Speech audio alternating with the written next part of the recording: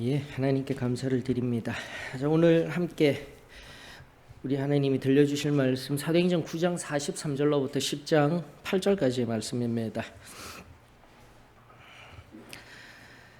자, 사도행전 9장 43절로부터 10장 8절까지의 말씀 하나님 앞에 봉독해 올립니다. 베드로가 욥바에 여러 날 있어 시몬이라 하는 무두장이의 집에서 머무니라. 가이사랴에 고넬료라 하는 사람이 있으니 이달리아 부대라 하는 군대의 백부장이라.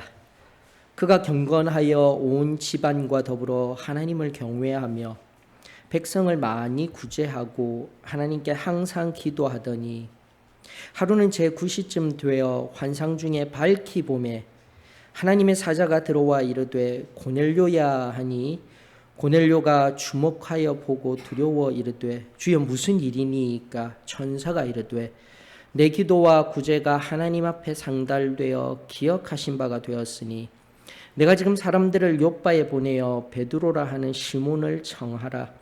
그는 무두장이 시몬의 집에 유숙하니 그 집은 해변에 있다 하더라. 마침 말하던 천사가 떠나매 고넬료가 집안 하인 둘과 부하 가운데 경건한 사람 하나를 불러 이 일을 다 이루고 욥바로 보내니라. 아멘. 여러분들 잠시 우리 그 과거에 그리고 지금까지 하나님께서 나와 함께하여 주시며 응답하여 주셨던 그 기도의 역사 곰곰이 한번 점검해 보셔요. 조지 뮬러라는 분이 계십니다. 그분에 의하면 하나님께서 내가 1000번 기도하였을 때 그 1000번 다 응답하여 주셨다. 비단 그 한 분만의 고백이 아니라 저와 여러분들의 고백인 줄 믿습니다. 뭐 100% 뿐이겠습니까? 120% 들어주셨던 분이 나의 하나님이십니다. 우리의 하나님이십니다. 그리고 이 순간에도 당신의 자녀들의 기도를 들으시고 계시는 우리 하나님의 일하심에 살아있는 역사입니다. 여러분들 잊지 마십시오. 하나님은 반드시 기도 들으시는 하나님이십니다. 여기서 듣는다라는 것은 응답까지도 하여 주시는 하나님이시다라는 거죠. 오늘 뭐 그것만 다 저 개인적인 그 응답의 역사만 다 내어놓아도 우리 간증할 때마다 고백하는 것 있잖아요. 하나님이 나를 변화시켜 주셔서 지금까지 붙들어 주셨던 것 밤이 새도록 다 나열하여도 다함이 다 하지 못할 감사함들 모두에게 있는 줄 압니다. 근데 뭐 여러 가지 하는 것보다 제가 저기 우리 저 뒤쪽에 저 벽화 있죠? 옆에 보시면은 우리 본부교회 벽화. 제가 저기 어렸을 때 부산교회에 동일한 벽화가 있어요. 저 벽화가. 부산교회에 있을 때 저 벽화를 바라보면서 술주정뱅이의 아들로서 그리고 가난하다가 아니라 가난에 찌들어서 희망조차도 없이 살아갈 수 있는 그런 제가 저 그림을 바라보면서 미국에 한번 가고 싶다. 저거 정말 천국 같아. 지금과 같았으면 꿈과 똑같은 이야기였던 거예요. 근데 이루어 주시더라니까요. 다른 것도 아니에요. 내 욕심에 의한 것이 아니라 다시 한번 하나님의 뜻에 의하여서 직접 가서 바라보며 생활하며 이 신앙의 근본 뿌리가 어떻게 적용되어지고 예배드려지고 작용하고 있는지 바라볼 수 있도록 하여 주신 하나님의 은혜에 감사를 드립니다. 그 이후로 조금 교단적으로도 프로젝트가 되면 좋겠다. 다음 세대를 위하여서 늘 기도하며 준비하던 그런 프로젝트 중에도 하나였는데 오늘날 코로나 사태에 더욱더 힘들어져 갑니다. 1년에 매번 집회하는 그곳에도 갈 수가 없습니다. 또 우리 여름에 드려야 할 내 신앙 가운데 후퇴한 내 신앙을 좀 더 깊은 은혜 가운데로 나아가게 할 그 집회, 그리고 그 집회를 통하여서 죽어가던 한 영혼이 다시 살아나는 집회, 성령으로 충만하여져서 세상을 향하여서 증거하며 세상을 향해 담대히 예수 그리스도가 나의 왕이십니다 고백할 수 있는 그 집회가 드려지지 못한 것이 얼마나 심장이 아픈지. 우리 천국에 가면 같이 나누면서 이 너덜너덜하여진 심장 함께 웃으면서 나누는 그런 날이 속히 오리라 저는 믿습니다. 그날만을 꿈꾸며 묵묵히 이 길을 걸어갔으면 좋겠습니다.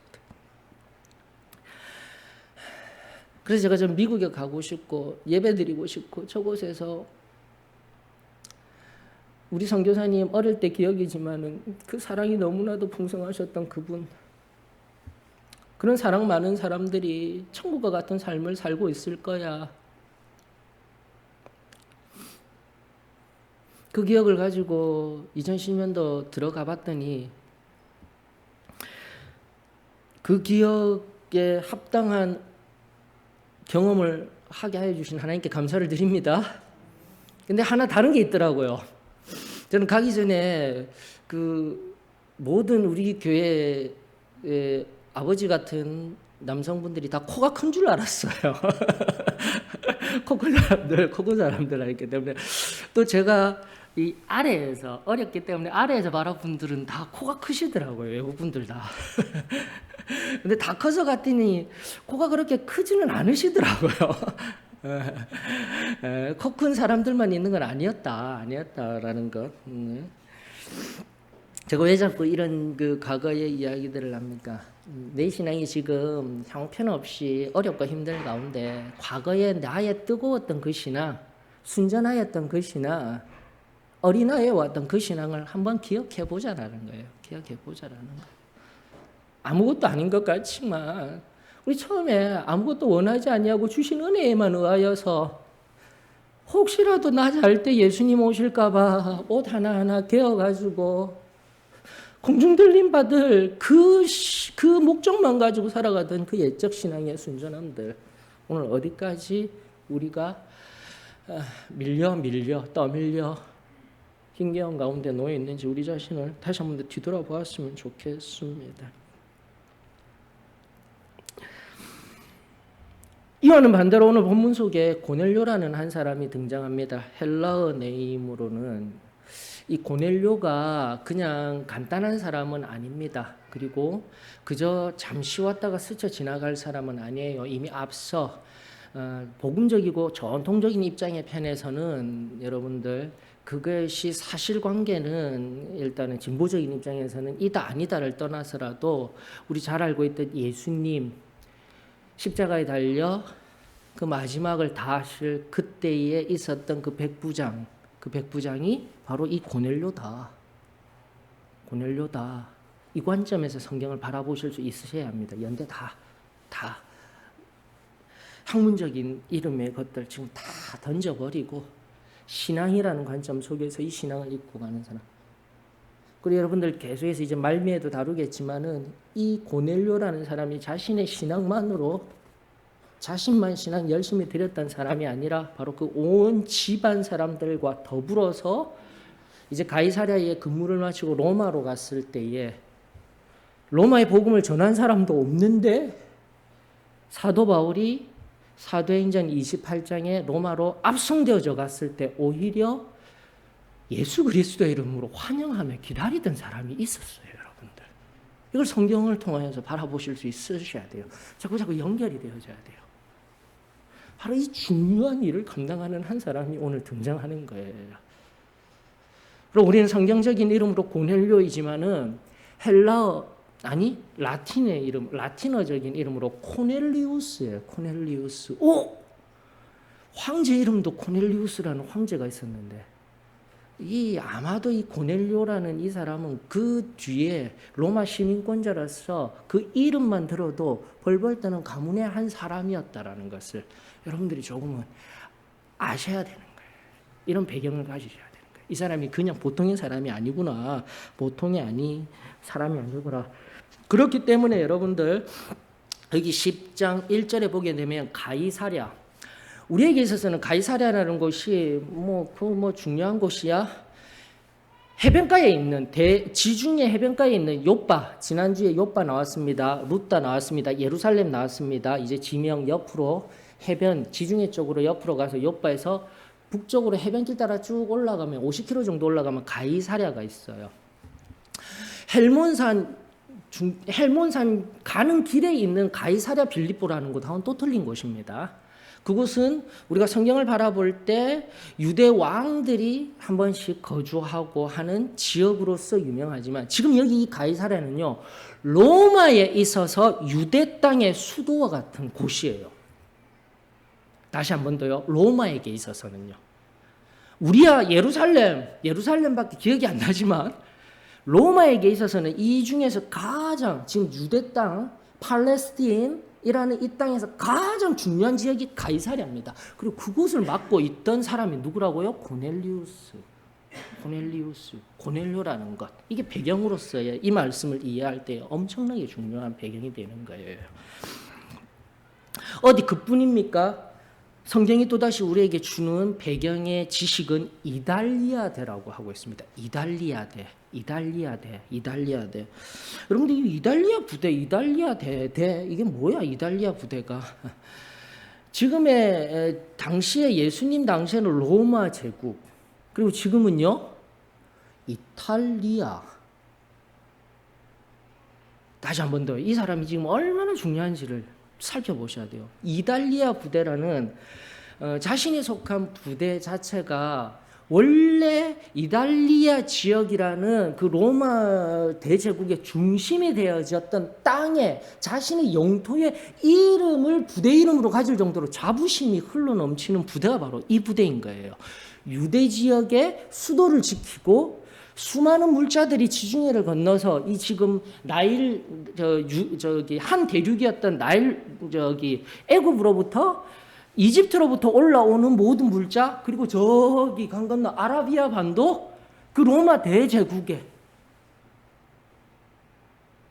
아시아에서 흘러나오는 모든 물자들이 집결되는 장소가 가이사랴라는 곳입니다, 여러분들. 그것을 지금 지키고 있는 고넬료가 앞서 지금까지 상고한 바와 같이 당시 이 100명을 지휘할 수 있는 그 이달리아라는 이름의 부대 속에서 100명을 진두 지휘할 수 있는 중간 간부급, 지금으로 보게 되면 대대 중대장급 되는 고귀한 피를 가지고 당시 그 로마 제국의 전체를 흔들고 질 수 있는 군인 중에서도 가장 자존심이 강하고 자부심을 가질 수 있는 사람이 바로 이 고넬료예요. 그런데 우리가 알던 코쿤 사람이 아니라 성경은 말하고 있습니다. 2절에 바로 그가 경건하다라는 거예요. 그리고 두 번째, 하나님을 경외하다라는 것입니다. 그리고 그 하나님을 경외하는데 어떻게 해요? 자기 혼자만 경외하는 것이 아니라 온 지방과 더불어 하나님을 경외하였다. 그러니까 말씀을 이렇게 이해해야 돼요. 그저 1, 2절의 말씀이 그냥 흘러가고 있는 것 같지만 1절 왜 이렇게 세세하게 정보를 주었을까? 이 고넬료가 얼마나 당시에 바꾸어 말하면은 감히 쳐다볼 수도 없는, 눈을 들어 바로 볼 수도 없는 당시 전 제국을 호령하던 군인 중에 군인, 제대로 쳐다볼 수도 없는 존귀하고 용맹스럽고 코쿤 사람과 같이 모든 자존감을 다 가지고 있던 그런 사람일 줄 알았는데 성경은 그가 경건하다라고, 하나님을 경외한다라고 말하고 있는 것입니다. 사랑하는 성도 여러분, 오늘 어떠셔요? 내가 지금 가진 것이 많으면 얼마나 많습니까? 내가 자랑할 것이 많으면 얼마나 많습니까? 내 손에 쥔 것들을 가지고 나는 지금 행여라도 하나님 앞에 하나님을 경외함으로 경건한 자리에 서 있는지 우리 자신을 살펴볼 수 있기를 주의 이름으로 축원합니다. 뒤돌아봐야 되는 거예요. 물질이 풍요로워지고 세상이 변화되는 문화와 이 상황 속에서 점점 더 내 한 발이 빠져들어가고 있는 내 영적인 상태 속에서 다시 한번 말씀으로 돌아와야 되는 거예요. 이 고넬료라는 사람은요, 자기 자존감을 이 유대 땅에서 다 드러내고 살아갈 수도 있는 자이지만 그는 경건하였다라고 성경은 말하고 있으면, 여기 경건하다, 유세비오라는 이 말은 뭐냐면은 잘이라는 뜻이에요. 매우 잘. 영어로 벨이라는 뜻이 있습니다. 유라는 말이. 거기에 함께 하여서 세보마이라고 했는데, 이 세보마이는 뒤에 나오는 경회, 영어 헬라어 영어 포비니 뭐 영어까지 흘러가는 가지는 말고 이제 우리 헬라어만 바라보아도 포베오, 즉 두려워하다. 매우 두려워하는 사람이지만 우리가 하나님을 잘 믿는 사람한테 사용되어지게 될 때는 경외하다라는 용어가 된다고, 히브리어 야레라고 계속해서 가르쳐드리고 있는 겁니다. 이런 이중용법들을 여러분들이 명확히 이해하시면은 이 사람이 지금 얼마만큼 경건한 사람인지를 우리에게 잘 나타내주는 말씀인 거예요. 지금 첫 번째로요, 이 경건하다라는 말씀, 유세비오라는 말의 의미는 바로 하나님 눈앞에 서 있는 자라는 뜻이에요. 그래서 제가 원래 성경에는요, 이 경건이라는 용어가 우리가 경건 신앙생활을 하면서 굉장히 많이 들어봤는데 4번밖에 안 나와요. 성경에 경건이라는 이 용어가 원어적인 의미는. 이 참 신기한 거예요. 우리는 너무나도 잘 알고 있고 성경에서 당연히 많이 나와서 우리 삶에 경건한 사람이 되어야 된다라고 알고 있는데, 그만큼 성경에 경건이라는 용어가 나오게 되면 아주 특별한 용어라는 거, 아주 희귀한 용어라는 거, 정말 필요한 사람에게 붙여져 있는 용어라는 거, 이게 바로 지금 고넬료를 나타내는 것이라는 거죠. 자, 다시 한 번 더 그런 의미에서 첫 번째로 이 고넬료는요, 하나님, 이제 2번과 함께 보셔야 되는 거예요. 2번과 함께 이 유세비오라는 말이 당신의 다신 사상 가운데 있으면서 그 신 앞에 선 자가 아니라 뒤에 2번이 이야기할 듯이 하나님을 경외, 여기서 말하는 하나님은 유대인들이 섬기고 있던 야훼인 거예요. 야훼. 이 사도행전 본문을 통하여서 하나님을 경외하는 자, 이것은 관용 어구예요. 즉 수거적인 어구예요. 유대인 중에서도 하나님을 잘 믿는 사람, 이것이 성경을 바라볼 때 하나하나 우리가 정확하게 바라볼 수 있는 해석의 틀입니다. 그래서 이중적으로 강조하고 있는 것입니다. 로마 제국의 유대인이 아닌 사람이 하나님을 너무나 잘 섬기고 있는 거라는 것. 이게 지금 성경이 말하고 싶은 거예요. 그러면서 정말 중요한 게 무엇입니까? 여러분들, 정말 중요한 거. 그것이 바로 세 번째, 네 번째 등장하였던 이가 어떻게 살아가고 있는지. 이 고넬료가 하나님을 경외함으로 어떻게 살아가고 있는지 세 번째, 네 번째 2절에 등장하고 있는 것. 하나님을 너무 사랑하여서 항상 기도하는 사람. 그리고 하나님을 너무 사랑하기 때문에 아파하고 신음하는 백성들을 내버려 두지 아니하고 백성들을 많이 구제하는 사람. 여러분, 마태복음 22장 36절로부터 40절의 말씀, 우리가 잘 알고 있는 말씀이에요. 예수님을 향하여서 당시의 기득권층이었던 바리새인들과 율법학자들이 나와서 예수님을 시험하기 위하여서 이렇게 질문합니다. 36절, 마태복음 22장 36절. 선생님, 율법 중에서 어느 계명이 크니이까? 예수께서 이르시되 내 마음을 다하고 목숨을 다하고 뜻을 다하여 주 너의 하나님을 사랑하라 하셨으니 이것이 크고 첫째 되는 계명이요 둘째도 그와 같으니 내 이웃을 내 자신같이 사랑하라 하셨으니. 40절 다 같이 읽습니다. 시작. 이 두 계명이 온 율법과 선지자의 강령이니라. 여러분들, 강령이라니까 이 강령 한자어가 되어서 이게 무슨 용어지 하는데 이 헬라어를 가장 잘 원어적으로 잘 번역한 책이 흠정력이라고 하였습니다. 그러다 보니까 이해가 잘 안 될 수가 있는데 이 40절 킹 제임스 버전을 그대로 번역한 흠정력, 우리 사도의 신앙교에서 바라보는 이 성경에서 뭐라고 이야기를 하고 있냐면, 모든 율법과 대언자들의 글이 이 두 명령에 달려 있느니라. 이게 말씀이었어요. 강령 이러니까 굉장히 공식적이고 법적이고 뭔가 딱딱한 용어가 절대 그게 아니다라는 거예요. 내가 예수님을 정말 중요한 말씀이 무엇입니까? 가장 지켜야 할 계명이 무엇입니까? 딱 두 개만 있으면 된다. 하나님을 사랑하여라. 그리고 그 하나님 사랑함으로 말미암아 어떻게 해요? 순차적으로 내 이웃을 내 몸과 같이 사랑하여라. 이것이 반드시 우리가 오늘날 그리스도인들이 견지해야 할 하나님의 말씀이자 오늘 고넬료를 통하여서 오늘 이 시대 앞에 우리가 회복되어져야 할 하나님 자녀로서의 우리의 정체성이라는 것 저는 믿습니다. 여기 강령이라는 헬라어도 마찬가지입니다. 여러분들 끄레만님이라고 하여서 똑같아요. 킹제임스가 번역한 그대로 목에 딱 달아놓고요. 절대 몸에서 떨어지지 아니하게 하다라는 뜻이 있는 거예요. 목에 딱 달아놓다. 밀착시키다. 그리고 이 말이, 이 용어가 확대되어서 무슨 말이 되냐면 의존하다가 되는 거예요. 의존하다. 사랑하는 성도 여러분, 우리가 그냥 단순하게 성령 하나님이 나에게 은혜를 주셔서 체험적인 신앙을 주셔서 감사드립니다. 나는 하나님을 의지합니다. 의존합니다. 이제는 확장하십시다. 오늘 하나님의 말씀이 우리들에게 말하고 있는 거예요. 내 몸과 마음과 내 정성과 뜻을 다하여서 하나님을 사랑하라. 아멘. 이 말씀이 저와 여러분들의 말씀이 되어지기를 원합니다. 그리고 두 번째 또 뭐가 돼야 된다고요? 바로 그렇게 하나님을 사랑하듯 내 몸을 사랑하듯이 내 이웃을 사랑하라. 이 두 가지가 지금 내가 그리스도인으로서 꼭 몸에 붙들어서 그 말씀에 기대어서 살아가야 할 딱 두 가지의 말씀이다라고 성경은 명확하게 우리들에게 이야기하고 있는 거예요. 사도행전 본문으로 다시 돌아가십시다. 그대로 다시 한 번 더 이 2절의 말씀을 다시 한 번 더 해석하게 되면은요, 여러분들 3, 4번이 그대로 따르고 있는 거예요.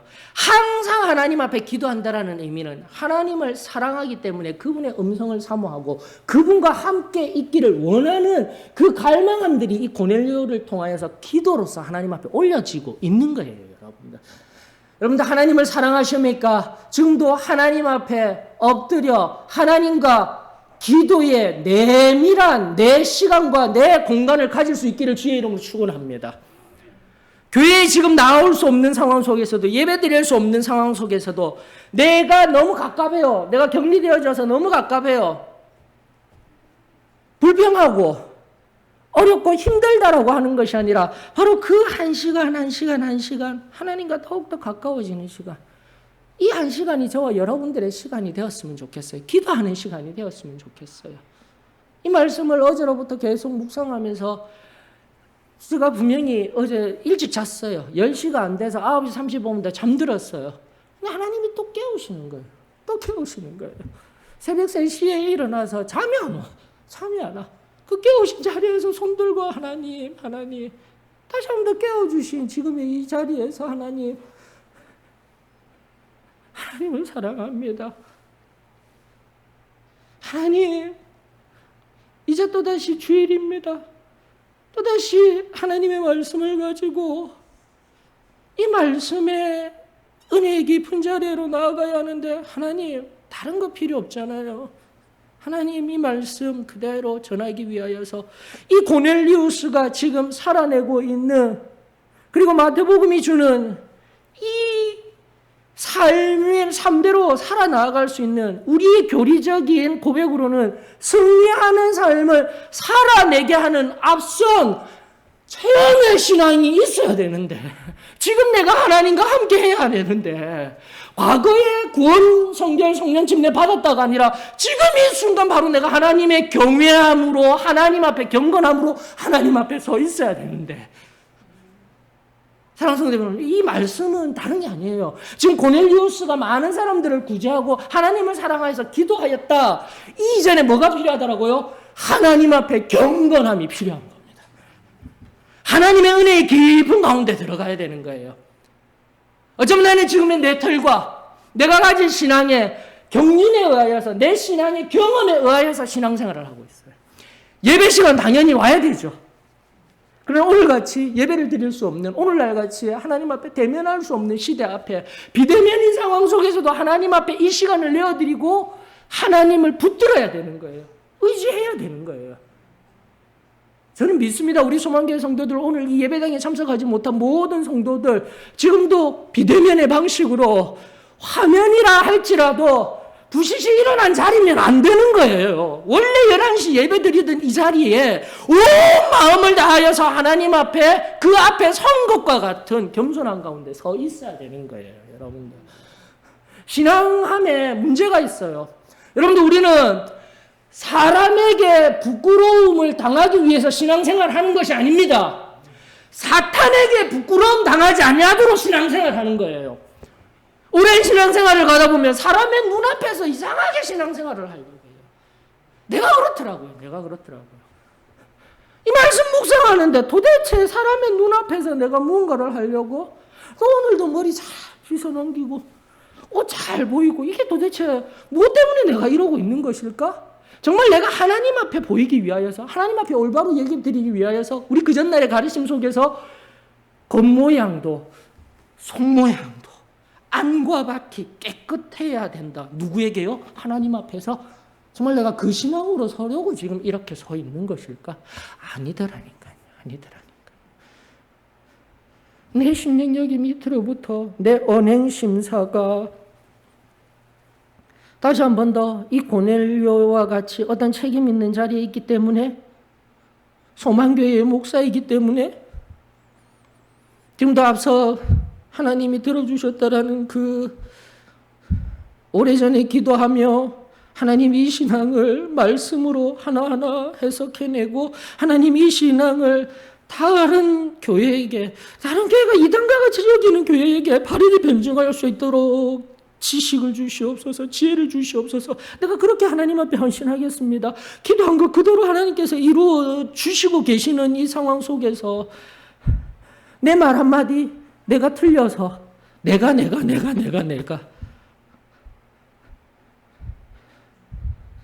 교회에게 행여라도 해가 될까? 내가 우리는 그런 신앙 아닙니다. 다시 한 번 더 내 안과 밖이 정결해야 할 이유는 하나님 앞에 서기 위하여서요. 이게 새로워져야 돼요. 이 진리 앞에 내가 새로워져야 돼요. 오늘 나를 점검해 보아야 합니다.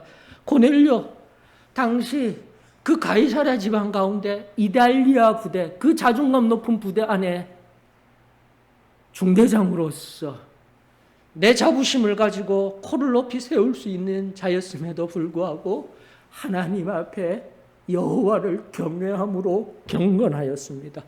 그 경건함이 있었기 때문에 하나님 앞에 하나님 앞에 담부 그 은혜에 붙들림, 그 은혜가 먼저 있었기 때문에 하나님 앞에 항상 기도하는 자, 하나님을 사랑하는 자, 그리고 뒤를 돌아 주위를 살피며 내 손의 것을 가지고 나만을 위해 사는 자가 아닌 그 누군가를 위하여서 많이 구제하는, 내가 많이 구제했는데 괘씸하게도 나를 알아주지도 아니하고 주님 내 안에 숨은 명예욕을, 내 안에 자랑을 내가 지금까지 어찌하였는데 아직도 죽지 못한 나를 오늘 십자가에 주님 내려놓습니다.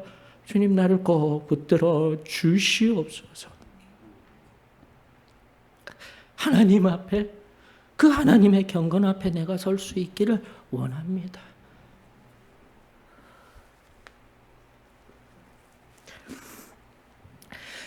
이 진실한 고백이 오늘 이 코로나 상황 가운데에서도 나와 예배드리는 우리들에게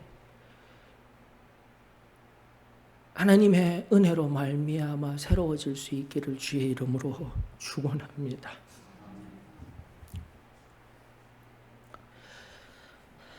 오늘 아침에 또 뉴스 바라보면서 그분들이 잘못 되었다라는 것은 아닙니다. 한 장로교회는 노예라는 여러 교회들이 뭉쳐서 우리가 말하는 총회 개념에 노예라는 개념이 있어요. 그 노예가 오늘은 온라인 예배 드린다고 매스미디어에 알리고 있습니다.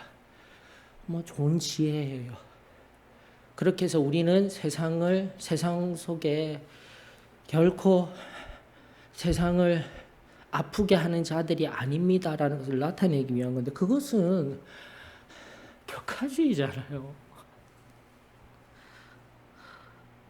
여러분들 잘 살펴보세요. 세상을 향한 지혜는 함께 가는 병행되어져야 하지.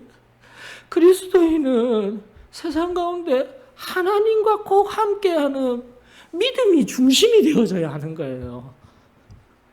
그런 걸 알릴 이유 없어요. 하나님 앞에 예배 드리는 거, 다만 대면 예배로 비대면 예배로 드릴 수밖에 없는 시대적 상황 속에서 지금 이 시간 하나님 앞에 내 온 마음을 쏟아 넣는 것만 있으면 되는 거예요. 근데 자꾸 상황 속에서 사람에게 우리 교회가 이렇습니다. 세상에게 우리 교회가 저렇습니다. 어쩌면은 전도하는 지혜로운 방법이야. 오늘날의 상황화에 지혜로운 거야. 그 지혜로움이 중심이 되어버리면 안 되는 거예요. 지혜는 병행, 내 격가지입니다. 저는 이 중심이 흔들리고 있는 것 같아요. 오늘날의 시대. 무엇이 먼저입니까? 하나님 안에 경건함이 먼저입니다. 내가 지금도 무슨 손을 들어서 구제를 하든 무엇을 하든 사랑이 먼저입니다. 그리고 그 사랑은 타인을 위한, 세상을 위한 사랑이 먼저가 아니라 성경이 끊임없이 이야기했던 하나님 사랑이 먼저입니다. 내가 그 사랑 안에 충분히 젖어서 하나님 앞에 하나님을 경외함으로 경건한 하나님만을 의지하는 그 의존하는 신앙 외에 신앙함의 표지들은 다 나 중심, 하나님을 대체한 교회 중심, 하나님 없는 껍데기 부린 울리는 꽹과리와 같은, 정말 고린도 교회가, 초대교회가 사랑이 없어서 사도 바울을 통하여서 하나님이 너희들 사랑 없는 울리는 꽹과리 같은 자들,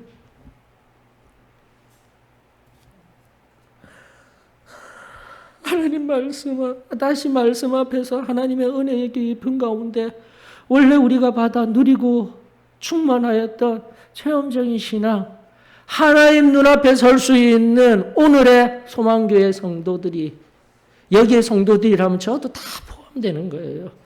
저와 여러분들 그 은혜의 깊은 자리에서 새롭게 충만히 젖어들 수 있는 저와 여러분들이 되어지기를 원합니다.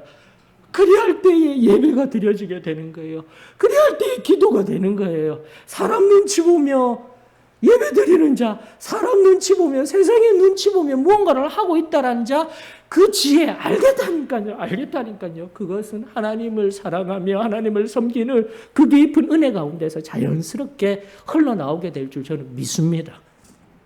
이것이 바로 오늘 본문 속에 등장하는 고넬료의 참된 모습인 거예요. 그러면서 결국은 하나님이 인정하시잖아요. 10장 4절에 보게 되니까 바로 그 매일에 하나님 앞에 엎드려 시간을 내며 기도하는 그 사랑과 백성을 많이 구제하는 그 이웃 사랑이 늘 한결같이 하나님 앞에 올리워지고 있을 때 주의 천사가 나타나 하는 말, 하나님이 너를 기억하신다. 하나님이 너를 기억하신다. 어제 기억하였던 김정민이 아니라, 어제 기억하였던 그 누군가가 아니라 지금도 기억하시며 나를 안다 하여 주시는 그 하나님의, 다시금 돌아가십시다. 행위가 중요한 게 아니라 그 하나님이 나를 안다 하여 주시는 이 기도 때 안에서의 체험의 자리가 중요한 거예요. 여러분들 기도해야 됩니다. 그런 의미에서 기도해야 되는 거예요.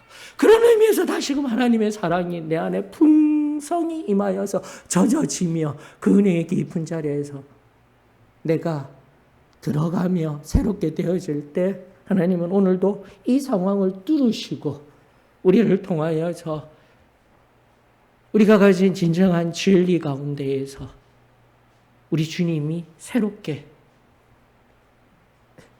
드러나며 세상이 그 주님을 알며 다시금 하나님 앞에 참으로 예배드리며 참된 그 하나님의 부흥을 맛보아 알아지게 될 줄 믿습니다.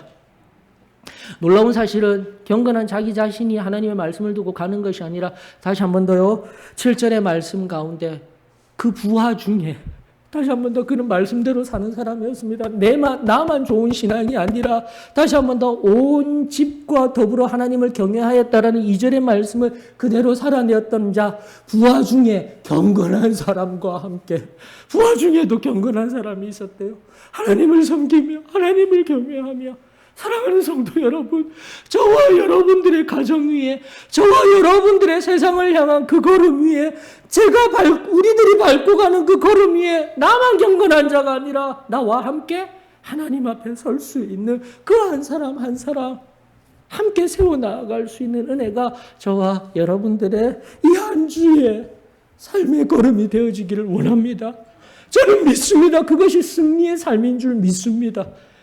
그 승리의 삶을 온전히 이루기 위해서는 지금 우리 하나님께 깊이 젖어드는 성령의 충만한 은혜, 지금 내 원죄, 끊임없이 하나님과 대적하고 있는 내 원죄를 뿌리쳐 뽑아내는 성결의 은혜, 지금도 습관적으로 범하고 있는 하나님이 기뻐하시지 아니하는 사단에게 부끄러움 당할 내 안에 숨기고 가리고 있는 그 죄가 해결되어질 구원의 놀라운 은혜, 저와 여러분들에게 오늘 이 시간 새롭게 충만하게 임하여지기를 주의 이름으로 축원합니다.